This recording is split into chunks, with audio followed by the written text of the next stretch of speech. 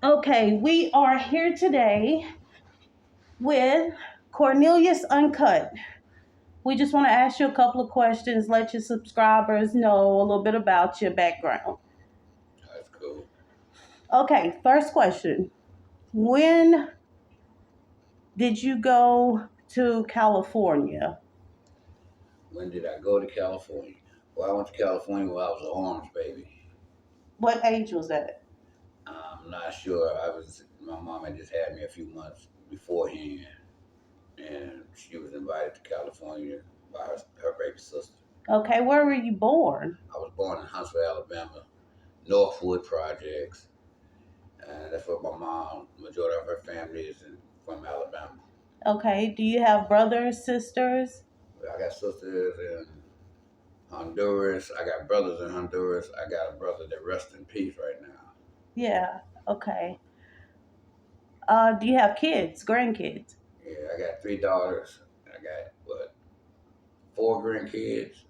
Yeah, I got 4 grandkids, and that's it. Okay, where did you graduate? I graduated from Butler High School, which is in Huntsville, Alabama.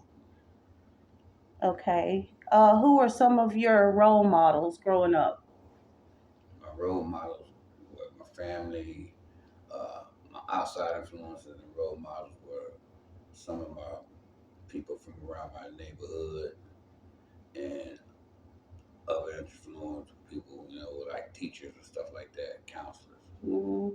You were telling me about your uncle John or your cousin. Yeah, my Uncle John was one of my big influences as far as just wanting to do comedy because he was just a character himself. He was just, well, not to speak bad of him, but he was like they would consider back in the day, they would call like a wino. He drank a wine every day.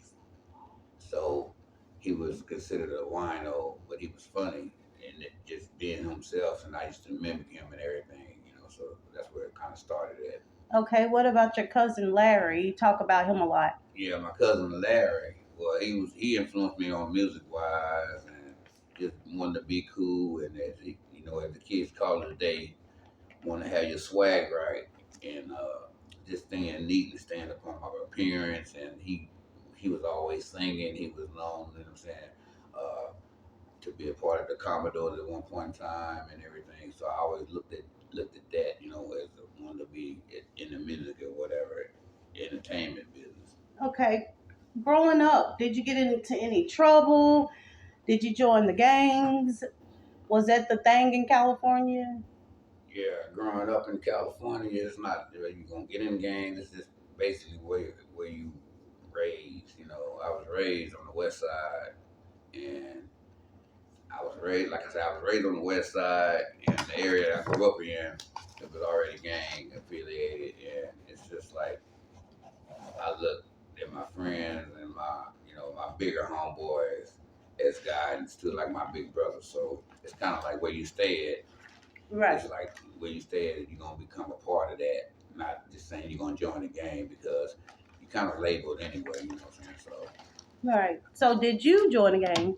yeah, I joined the gang. I joined the Crips, and it was like I said, it was more of a big brother thing for me in my neighborhood. It was like me and my homeboys would go somewhere, and we weren't even gang affiliated, but where we lived there, we were already labeled. So I ended up joining the neighborhood gang. So yeah, so I joined the gang. Did you get into any trouble? Yeah, yeah, I got in a little trouble. That's what led me to having to go to Alabama. I got into trouble at the age of, I think I was 15 or 16. Me and a couple of my little friends, a couple of my homeboys that stole a car and went G-Ride. That's what it was called back then. We went G-Ride and got chased by, as the kids call it, they got chased by our ops. And it was quite an experience, man. They were older than us. You could tell they were kind of like in their early 20s. It was scary, but at the same time, it was exciting and stuff. That's what we call having fun game banging back then.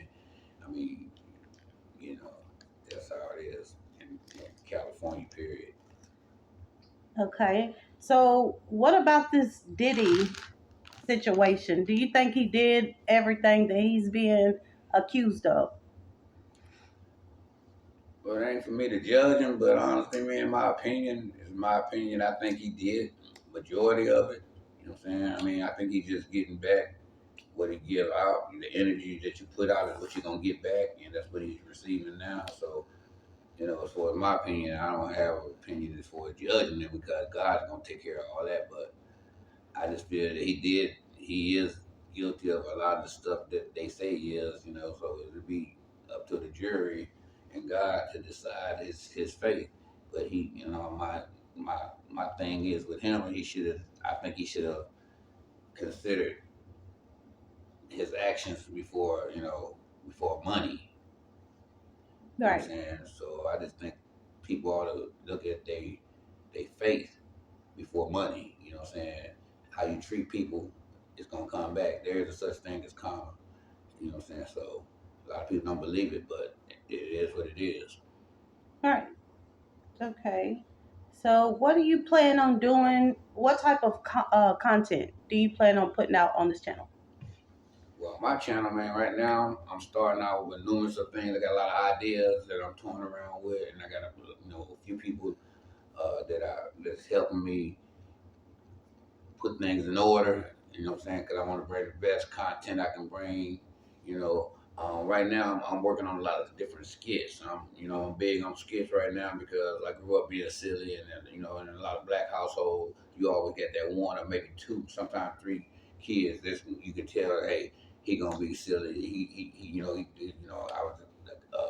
the clown of the family, so I've always been creative as far as being able to sit down and write short stories and stuff like that. So now I just look at it as a platform to be able to get not just my material, but other people's material and ideas out. I want to be in a position where I can help people start something, because there's a lot of people with dreams such as mine and such as, their own dreams, man. And I want to give people a platform where we can just do it. You know what I'm saying? You don't have to have a lot of money to do it, but we can do it on a smaller scale, and because you never know who you're gonna raise, or you never know who's gonna come along that you can help along the way, and they become who they are meant to be great. Right. So, some of the characters you have, Mr. Larry and Little Half Pint, are those real people that you just turn these characters into, or you just come off the top of your head with these characters? No, no, no. Now, Mr. Larry came from my sister-in-law, but it just so happened I'm glad she picked the name Larry because the name Larry means a lot to me. As I was mentioning before, I have a cousin Larry, which is he's crossed over now, but he was very funny also, not just musically talented, but he was very funny also. So I kind of bend my character toward him because he had a lot of old sayings, and he was tight on his money, but he was good hearted too. He would give you money, but then if you wore your welcome out, he would let you know, hey, enough is enough. But he was just one of them type that spoke his mind, and it wasn't just he wasn't no alcoholic or nothing like that. But yeah, he just spoke his mind, and it was just out there straight up. Okay. So, you doing skits on this channel, challenges, sit downs? Yeah, I Is got that about yeah. it? No, I got a few more things I'm working on in my mind, but I'm planning on, what I'm saying, even though I'm gang affiliated, gang related, whatever, but I'm planning on speaking on some of the things I'm gonna speak on, but some of the things I won't speak on. I'm not gonna make no judgment on no other YouTuber on here. I'm not gonna go that route. My thing is this about my content. I'm real, sensitive on the content I put out because I'm sensitive about the kids and about the elderly people and about the people that's watching my channel. You know what I'm saying? I don't want to send out the wrong message. I'm not trying to offend nobody, but at the same time, it's uncut. You know what I'm saying? I'm gonna be me, and I'm gonna give the people what they want to see. So, and I won't be filtered on that part. You know what I'm saying? For expressing myself and expressing the characters. Yeah, and I got another character that I don't think you mentioned, but I had a cousin, rest in peace, by the name, we call him Booty Green. And Booty Green, yeah, he was pretty slick too, so y'all gonna like Booty Green. And the name Nick Booty Green, how he got it, it was a birthmark. You know what I'm saying? So y'all can take it from there. So yeah, that was a birthmark, and I'll give you the short story to it. One day we went swimming, and he jumped into deep water, He had just learned to swim maybe a couple of weeks or months or so before then. He jumped in the deep water, and when he was coming out, you know how the water pull your trunks off.